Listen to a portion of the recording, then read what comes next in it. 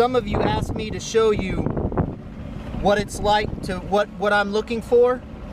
As you'll see here in a second, you'll see we'll be going up a ledge. And you'll see the fish. You can start seeing the fish there.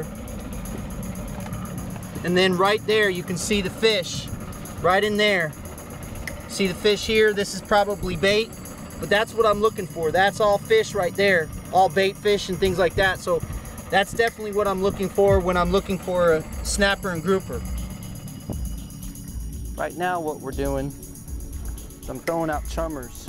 The tide is about slack, as you'll see here in a second. What I'm doing is I'm actually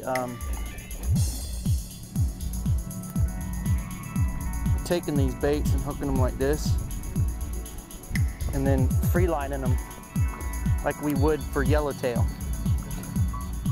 Sometimes, I don't know if you can see the bait floating in water, but sometimes we can get the snapper up to the surface.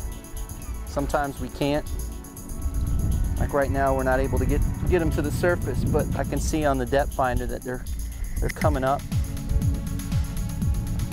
What we do is just slowly just let out line like this, just like you would yellowtail snapper fish. And then when you get a bite, which you'll see the line start taking off, you just start reeling. Don't make me, oh God bless it. You see how hard he hit it?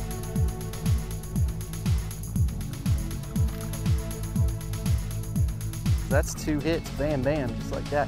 And usually we catch the real big snapper like this.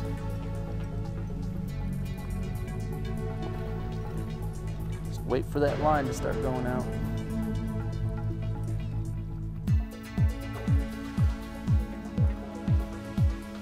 We're using 20. There he is right there. Oh.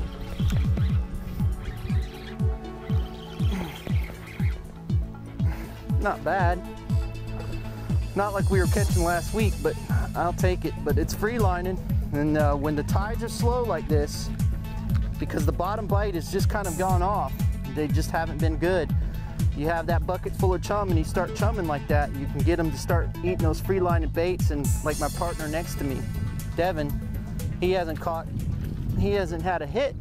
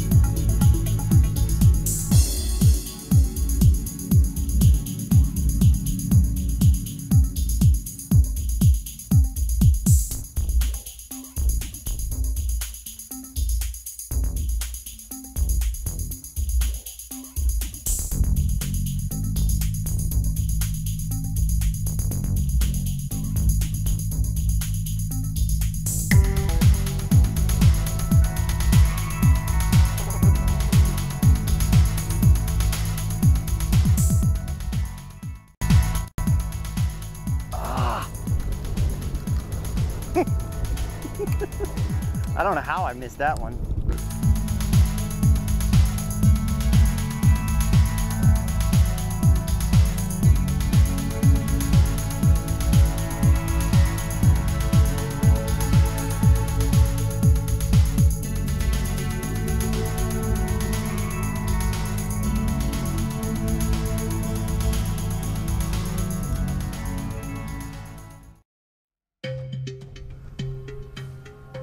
Ooh, there you go. Right. Was it a snook? I think it is. Yep. Not bad.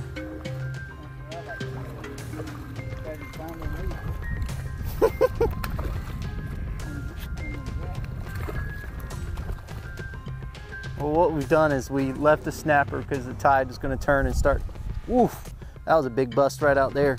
The snapper, we're going to, the tide was going to start ripping, and the snapper we're just going to shut off. So we didn't do real well this morning with the snapper, so we decided to come inshore. And as you can see, what we've done is we've picked a place that has a bunch of mullet right out in front of us. And there's a bunch of potholes, and we threw some chummers, and we started getting snook, and Devin just got a small snook, and there's been a bunch of boils and a bunch of busts, so I think there's redfish and snook in here. Well, we know there's snook in here. So we're just trying to see if he's using live bait, I'm using cut pinfish, seeing if we can't get some redfish and snook. Oh, fish on.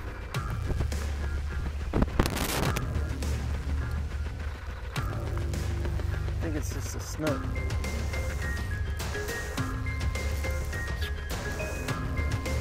Look how tannin this water is. It's from the river.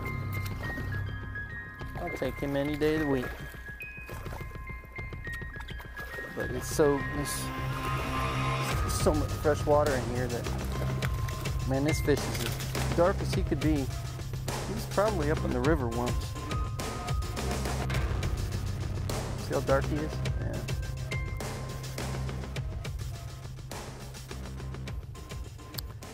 I'll take him, not bad. I kind of want to do a little bit of explaining of why I picked this particular spot. What happens is the tide runs along this shoreline here when it's outgoing. Runs along this shoreline and then it turns and goes out. And what happens is these fish will stack up along this shoreline here because the tide's running by. If you watch the grass, it's too slow for you to see it on camera, but I can see it in person where the grass is flowing across like this. And what happens is at the very beginning, these fish are up in the trees. And what happens is when that tide gets lower and lower, and if you stay in this particular area too long on a really low tide, it's very hard to get out of here. So you got to watch yourself when you're fishing areas like this. But with that tide running in along the shoreline here, these fish are stacking up along the shoreline, and when the tide gets lower and lower, the fish actually move out into this cove right here, and they'll start milling around with the mullet. And there's mullet out in front of us. They're not jumping a lot, they're not real active, but there's definitely mullet in here. And this has been a pretty good go-to spot for a long time for me, but it's always been very productive on the outgoing tide and not the incoming tide, because the incoming tide will actually flow across this way, so there's not a really good current flow against any of the bushes except for maybe on that point further down over here. But other than that, that outgoing tide sweeps, like I said, sweeps right through here. And what's nice is under these bushes there's some oyster beds, small oyster beds, shell and things like that, so that's why we're able to pull out, you know, redfish and snook out of these trees,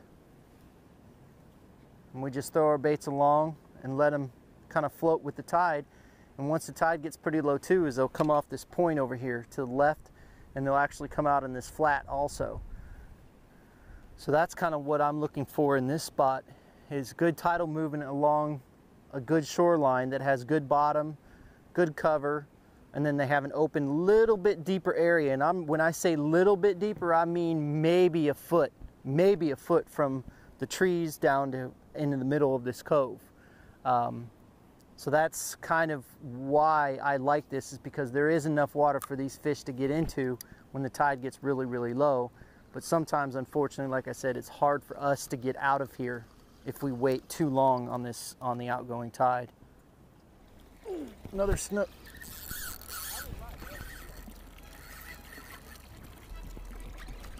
Even though this is not a big fish, but if they go into the, oh, he came off. I was gonna say, if they go into the trees, keep your rod tip in the water, and it avoids most of those limbs that are hanging down so you don't get cut off. But he just came on hooked on me. What we'd like to do is hook them right in that hard cartilage area right there. Boom, you feel it thump, and you're ready to go. Let's see if we can throw it back in the hole. Yeah. He just got swirled on though. He didn't take him.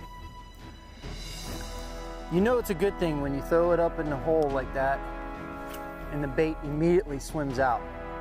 When they swim out like that, you know that you're in a good spot. Hey, Devin hooked one finally. Is it red? Oh, it is a snook. Nice job. There you go. Oh, no, you suck again. And that, folks, is why you retie your leaders. But he probably chafed you that one, didn't he? Yeah. Fish on. Staying down. It's a redfish. Yep. It is a redfish. Kevin, throw it right up in there.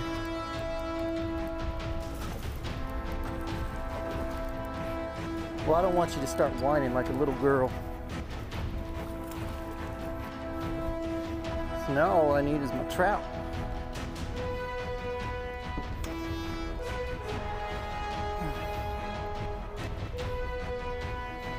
Another red.